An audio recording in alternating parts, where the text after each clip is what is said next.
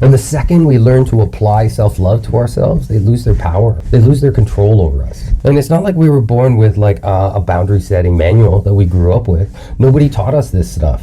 So we end up developing these codependent coping strategies. We become people pleasers, always afraid to say no and avoid any kind of confrontation. And in fact, many of us have had narcissistic parents. And for a narcissistic parent to teach their child boundaries, well, that would take their power away. And I hope you understand that in some small way that those new coping strategies that we created to survive our childhoods have made us into people pleasers to make our parents happy. And then as we grow up, as we get older, we become people pleasers to everyone, trying to make everyone happy. Everyone except for us. And we end up being the only ones that are unhappy here. But guess what? Today we're going to learn how to set boundaries like a pro.